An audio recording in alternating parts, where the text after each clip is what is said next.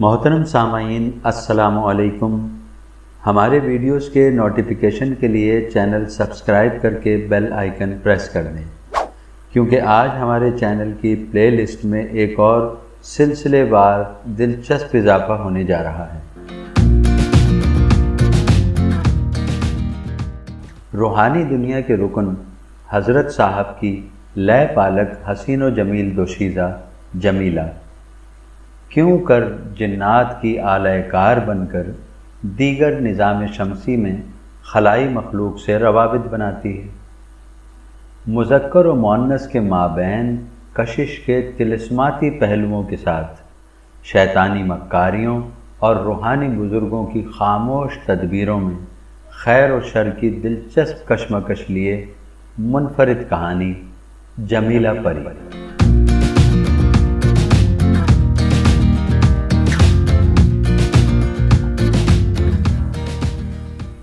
قبائلی تصادم میں خاندان کے خاندان اللہ کو پیارے ہو گئے۔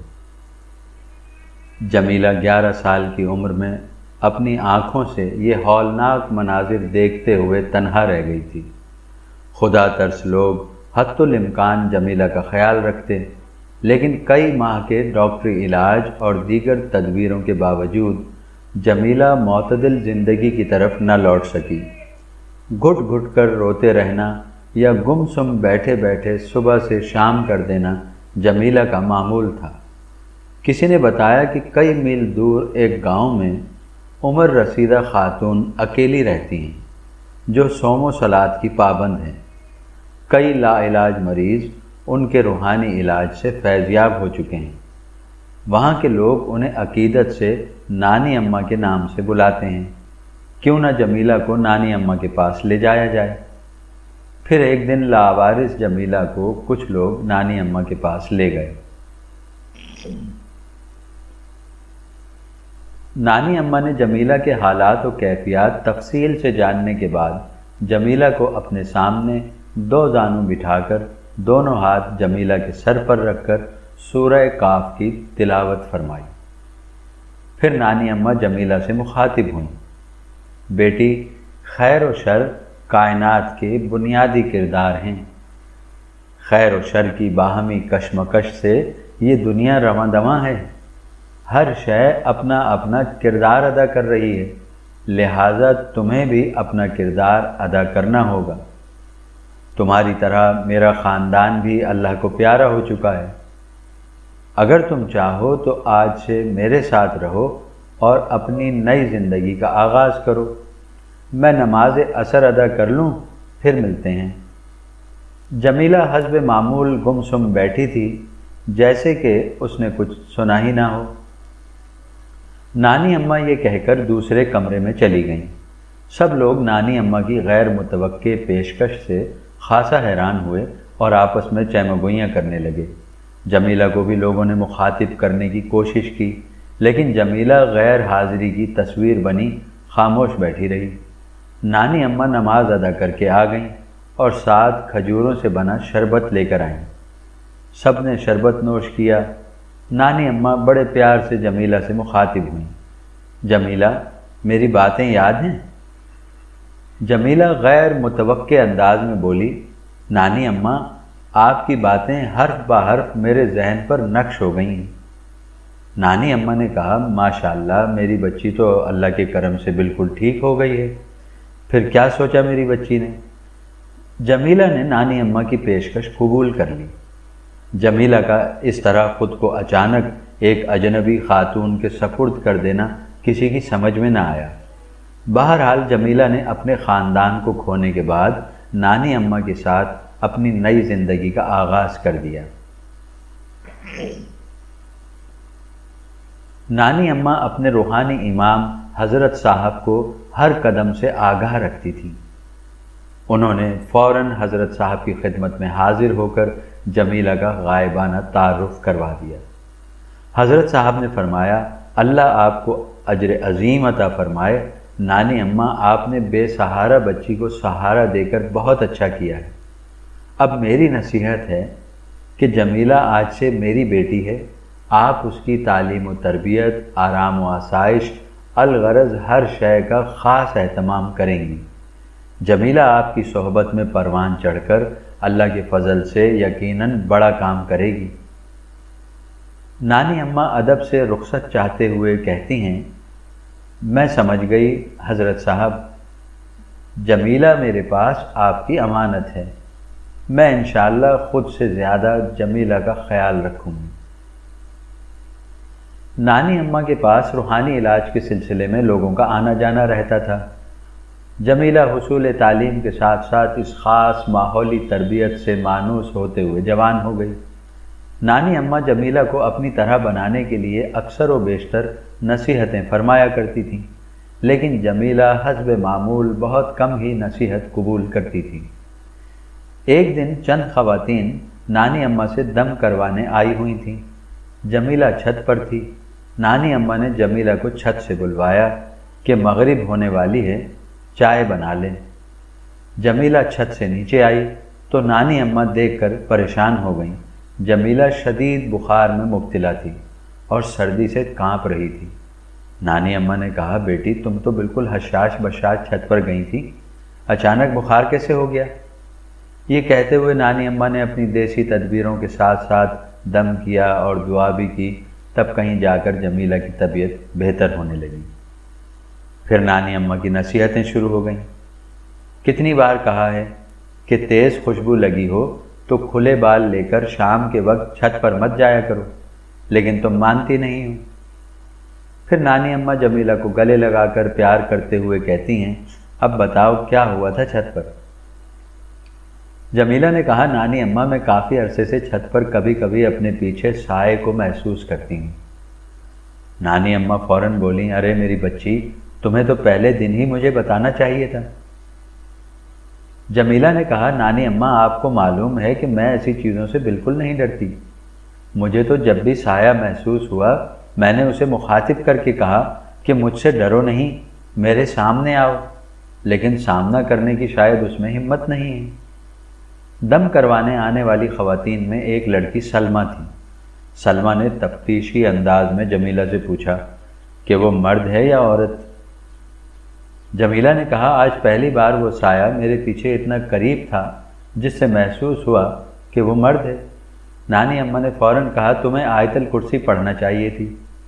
جمیلہ نے کہا، نانی اماں وہ خبیث ڈرپوک اچانک میرے پیچھے آ لگا، اس لیے میں حواس پر قابو نہ رکھ سکی۔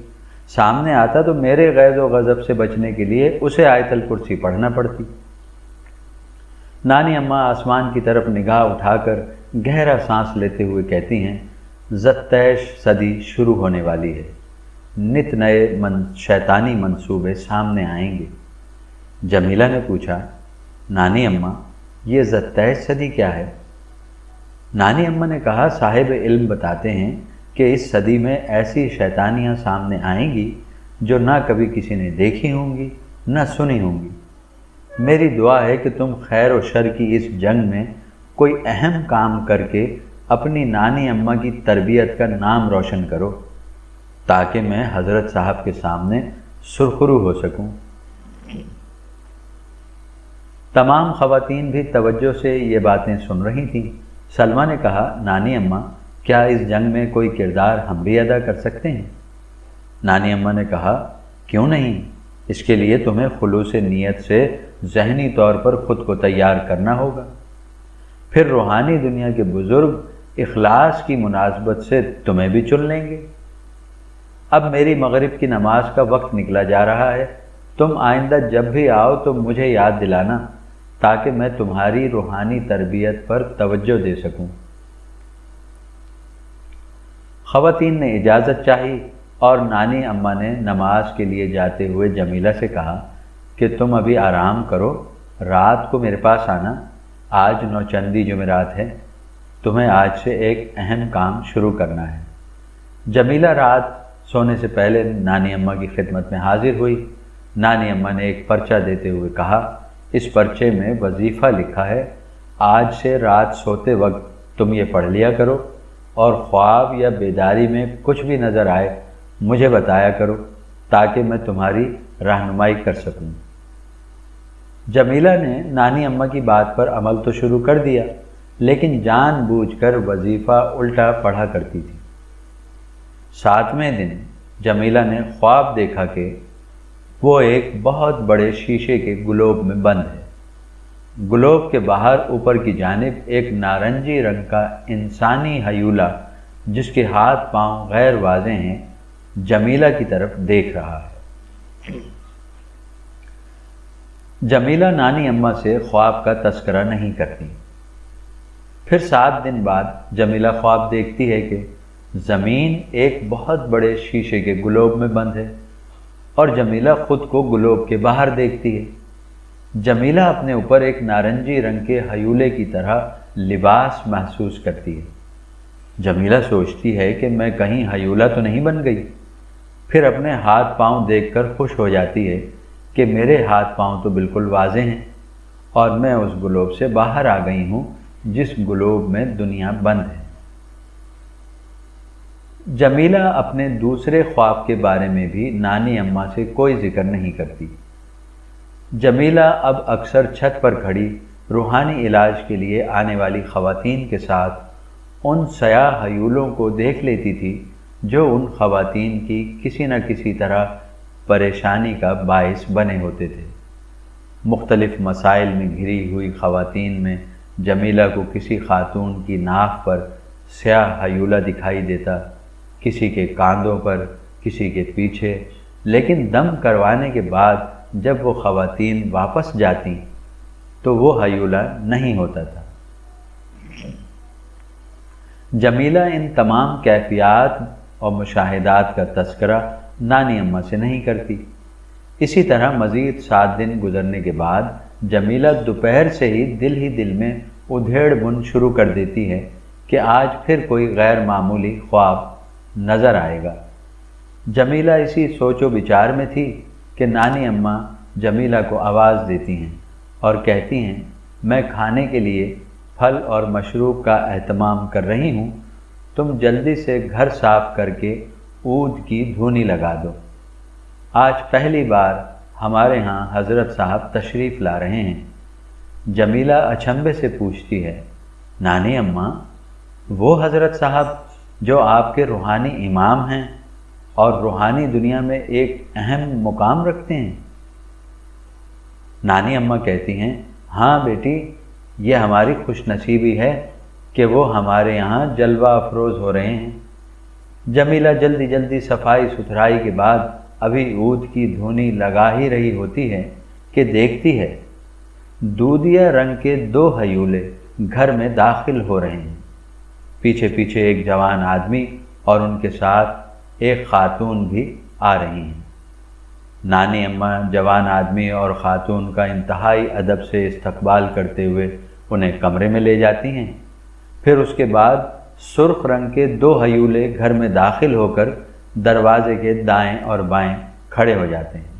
نانی اماں کی ہدایت کے مطابق جمیلہ وضو کر کے پھل اور مشروب لے کر کمرے میں جاتی ہے اور حضرت صاحب کے سامنے 2 زانو ہو کر ادب سے بیٹھ جاتی ہے۔ نانی اماں تعارف کرواتی ہیں کہ حضرت صاحب یہ جمیلہ ہے۔ حضرت صاحب بایاں ہاتھ اپنے سینے اور دایاں ہاتھ جمیلہ کے سر پر رکھ کر سورہ کوثر کی تلاوت فرماتے ہیں۔ پھر حضرت صاحب جمیلہ سے مخاطب ہوتے ہیں جمیلہ تم میری بیٹی ہو، نانی اماں تمہارے ہر حال سے مجھے باخبر رکھتی ہیں، میں بھی گاہے بگاہے تمہاری خیریت دریافت کرتا رہتا ہوں۔ مجھے خوشی ہوگی کہ تم مجھے اپنا والد سمجھتے ہوئے مجھ سے اپنی کوئی بات کہو، اور اگر نانی اماں سے کبھی کوئی شکایت ہو تو وہ بھی مجھ سے کہنا۔ جمیلہ ادب سے کہتی ہے حضرت صاحب نانی اماں میرا بہت خیال رکھتی ہیں، پھر بھی کوئی بات ہوئی تو آپ سے ضرور کہوں گی۔ حضرت صاحب کہتے ہیں جمیلہ ویسے تو جو بھی تمہارے سامنے حاضر ہو اسے تم حضرت کہہ سکتی ہو، لیکن مجھے بابا، ڈیڈی، پاپا یا ابو جو تمہیں اچھا لگے وہ کہا کرو۔ پھر حضرت صاحب نانی اماں سے مخاطب ہوتے ہیں آج اس سیارے کی نئی صدی شروع ہو گئی ہے۔ اس صدی میں شیطان کی گرفت پہلے سے زیادہ ہوگی، اس لیے نت نئی شیطانیاں سامنے آئیں گی۔ نانی اماں معلوم کرتی ہیں حضرت اس صدی میں شیطان کے نئے ممکنہ اقدامات کیا ہوں گے؟ حضرت صاحب تبسم فرماتے ہوئے اپنے ساتھ آنے والی خاتون کی طرف متوجہ ہو کر کہتے ہیں، نصرت، شیطان کے ممکنہ اقدام پر آپ کیا کہتی ہیں؟ نصرت عاجزی و انکساری سے لب کشائی کرتی ہیں، امکان کو وجوب سے ہی پہچاننا ہوگا، اس کے علاوہ تو حضرت آپ ہی جانتے ہیں۔ حضرت صاحب فرماتے ہیں کہ دراصل واجب میں ہی امکان چھپا ہے، باقی تو اللہ ہی جانتا ہے، بندے کی کیا مجال۔ پھر سب پھل کھاتے ہیں اور مشروب نوش فرماتے ہیں۔ حضرت صاحب نانی اماں کا شکریہ ادا کرتے ہیں اور کہتے ہیں، نانی اماں، آپ کی جسمانی حضوری میں ہم بہت لطف اندوز ہوئے، اللہ آپ سے راضی ہو، اب ہم آپ سے اجازت چاہیں گے۔ نانی اماں کہتی ہیں، حضرت، یہ میری خوش نصیبی ہے کہ میرے ہاں آپ کی جسمانی حاضری ہوئی، میری دعا ہے اللہ حقیقی دنیا میں بھی آپ کی جسمانی حضوری نصیب کرے۔ سب کہتے ہیں آمین۔ حضرت صاحب کے جانے کے بعد جمیلہ پوچھتی ہے کہ نانی اماں، یہ نصرت کون تھی؟ نانی اماں بتاتی ہیں، یہ حضرت صاحب کی منکوحہ ہیں اور روحانی دنیا میں خاص مقام رکھتی ہیں۔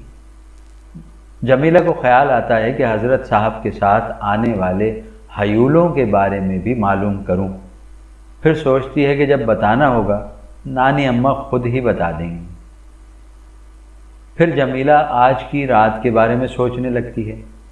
جمیلہ کو یقین تھا کہ آج کوئی غیر معمولی خواب ضرور آئے گا، لیکن رات کو جیسے ہی جمیلہ اپنا وظیفہ پڑھ کر فارغ ہوتی ہے، جامنی رنگ کا حیولہ با ادب اپنے سامنے پاتی ہے۔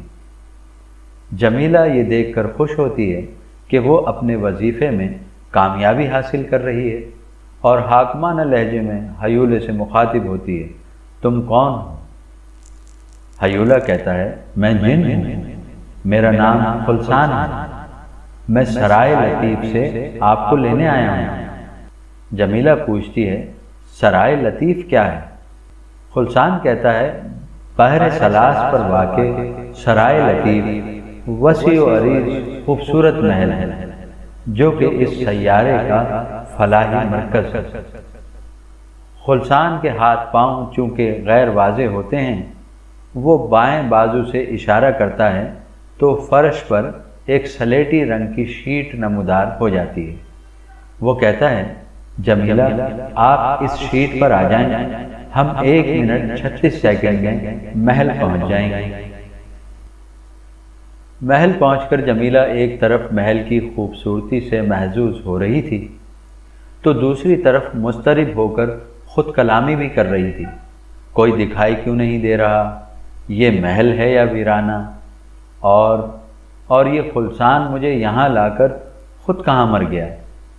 اگلے ہی لمحے اس نے 7 سرخ حیولوں کو اپنی جانب آتے دیکھا تو مطمئن ہوئی کہ کوئی تو ہے یہاں پر۔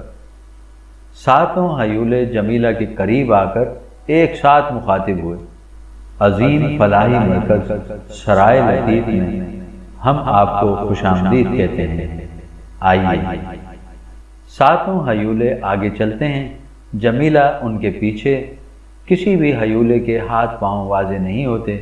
شیشے کا شفاف محل چونکہ پانی پر واقع تھا، قدموں کے نیچے پانی کی روانی دیکھتے ہوئے جمیلہ اٹکھیلیاں کرتی ہوئی محل کے اندرونی حصے میں داخل ہو جاتی ہے۔ محل کا اندرونی حصہ بھی اپنے اطراف میں اتنا وسیع تھا کہ جمیلہ کی نگاہ محل کا احاطہ کرنے سے قاصر تھی۔ جمیلہ اپنے اطراف ایک وسیع فاصلے کے بعد دور دور حد نگاہ تک رنگ برنگ حیولوں کی ٹولیاں اپنی جانب متوجہ دیکھ رہی تھی۔ جمیلہ جیسے جیسے آگے بڑھ رہی تھی، مزید حیولے اس کی طرف متوجہ ہوتے جا رہے تھے۔ جمیلہ کی پیش قدمی ماحول پر سختہ ستاری کر رہی تھی۔ پھر 7 حیولے رک کر آمنے سامنے لگے دو خوبصورت تخت میں سے ایک کی جانب اشارہ کر کے ایک ساتھ کہتے ہیں آپ یہاں تشریف رکھیں، اور خود واپس لوٹ جاتے ہیں۔ جمیلہ تخت پر گاؤ تکیہ لگائے چاروں اطراف ماحول کا نظارہ کرتی ہے، دیکھتی ہے دائیں جانب وسیع تالاب ہے، تالاب میں ایک طرف موتی کی طرح ٹیلا ہے جس کے اوپر ایک بڑی آبشار سے پانی گر رہا ہے۔ آبشار کی آواز سماعت میں رس گھول رہی تھی۔ اتنے میں ایک نیلے رنگ کا ہیولہ اور اس کے ساتھ دو سرخ رنگ کے ہیولے جمیلہ کی طرف آتے ہیں۔ نیلا ہیولہ جمیلہ کو خوش آمدید کہہ کر سامنے والے تخت پر بیٹھ کر مخاطب ہوتا ہے، میرا نام جوار ہے، آپ کو سن کر انتہائی خوشی ہوگی کہ قدرت کے عرضی منصوبے کی فلاح کے لیے ہمارا بورڈ آپ کو نئی صدی کے پروگرام میں ایک اہم عہدہ دینا چاہتا ہے۔ جمیلہ کہتی ہے میں سمجھتی ہوں خوشی سے زیادہ یہ اعزاز کی بات ہے۔ جوار کہتا ہے یقیناً، لیکن یہ محل اور ہم سب یہاں ایک نظریے کی وجہ سے ہیں، لہذا نظریاتی ہم آہنگی کے لیے ہمیں آپس میں بات کرنا ہوگی۔ نظریاتی ہم آہنگی کے بعد آپ حلف ذخار دیں گی، پھر ایک بورڈ ممبر کی حیثیت سے بورڈ میٹنگ کی تیاری کریں گے۔ اگر آپ تیار ہیں تو ہم نظریاتی نکات پر بات شروع کریں گے۔ جمیلہ کہتی ہے کیوں نہیں، ایک ایک لمحہ بہت قیمتی ہے، ہمیں اس کی قدر کرنی چاہیے۔ جوار کہتا ہے قدرت کے عظیم عرضی منصوبے کے انسان اہلیت نہیں رکھتا، انسان کی نااہلی سے خود انسانیت اور قدرت کا عرضی منصوبہ دونوں ہلاکت کے قریب ہیں۔ انسان اور عرضی زندگی لازم و ملزوم ہے۔ عرضی منصوبے کو ہلاکت سے بچا کر انسانیت کو بچایا جا سکتا ہے، لہذا قدرت کے سامنے سرخرو ہونے کے لیے فی الارض انسانوں اور علی الارض جنات کو مل کر کام کرنا چاہیے۔ جن و انس کا کوئی فرد یا گروہ آگاہ کرنے کے باوجود ہلاکت کی وجہ بنے تو اسے ہلاک کر دینا فرض ہے۔ پھر جوار مزید کہتا ہے مجھے یقین ہے کہ آپ ہمارے نظریے سے اتفاق کریں گے۔ جمیلہ کہتی ہے لمحے کی بہت اہمیت ہے، ایک لمحہ بازی پلٹ دیتا ہے۔ مقررہ وقت سے لمحہ پہلے بھی اہلیت کا اندازہ کس طرح کیا جا سکتا ہے؟ اس کے علاوہ اس میں کوئی شک نہیں کہ اس نظریے کے بغیر ہم آنے والے نئے فتنوں کا مقابلہ نہیں کر سکتے۔ جوار کہتا ہے میں سمجھتا ہوں یہ جان کر آپ قطعی حیران نہ ہوں گی کہ اس وقت محل کے علاوہ خلا میں بھی ہمارا گروہ آپ کو نہ صرف دیکھ رہا ہے بلکہ سن بھی رہا ہے، اور آپ کے مذاکرے نے سب کو متاثر کیا، اور بورڈ کی مرکزی کابینہ نے مجھے یہ القا کیا کہ ان سب کی طرف سے میں آپ کو ایک بار پھر خوش آمدید کہوں۔ یہ کہہ کر جوار اور دونوں ہیولے واپس لوٹ جاتے ہیں۔ پھر 7 گلابی رنگ کے ہیولے آتے ہیں اور جمیلہ کو ایک ساتھ نسوانی آواز میں خوش آمدید کہتے ہیں۔ جمیلہ معلوم کرتی ہے آپ مؤنث ہیں؟ وہ جواب دیتی ہیں جی ہاں۔ جمیلہ پھر سوال پوچھتی ہے کیا گلابی رنگ مؤنث کا ہے؟ وہ کہتی ہیں جی نہیں، رنگ صرف آپ دیکھتے ہیں، ہماری لہروں میں مختلف بہاؤ قبائل و درجات کا ہے، اور ہر درجے میں مذکر و مؤنث دونوں ہیں۔ پھر وہ فوراً پوچھتی ہیں آپ حلف ذخار کے لیے تیار ہیں؟ جمیلہ کہتی ہے جی ہاں، مجھے بھی جلد اس مرحلے سے گزر کر میٹنگ کی تیاری کرنی ہے۔ وہ کہتی ہیں آپ لباس اتار دیں، پھر آبشار کے نیچے چلتے ہیں۔ جمیلہ برہنہ ہو کر ان کے ساتھ آبشار کی طرف چلتی ہے۔ وہ کہتی ہیں کہ آپ آبشار کے نیچے دونوں ہاتھ سر پر رکھ کر کھڑی ہوں گی، پھر ہم جو کہیں آپ اسے سن کر دہرائیں گے۔ جمیلہ دونوں ہاتھ سر پر رکھ کر آبشار کے نیچے کھڑی ہو جاتی ہے۔ وہ پہلے نظریاتی نکات پڑھتی ہیں، پھر جمیلہ کا جواب دیا ہوا جواب پڑھتی ہیں، پھر جمیلہ کے دیے ہوئے جواب پر حلف لیتی ہیں کہ میں اگر اپنے دیے ہوئے جواب سے اعراض کروں تو جس پانی کے وسیلے سے مجھے زندگی ملی اسی پانی میں غرق ہو جاؤں۔ جمیلہ بھی اسی طرح دہرا دیتی ہے۔ پھر وہ جمیلہ کو مبارکباد دیتے ہوئے بورڈ میٹنگ کی تیاری کے لیے اپنے ساتھ لے جاتی ہیں۔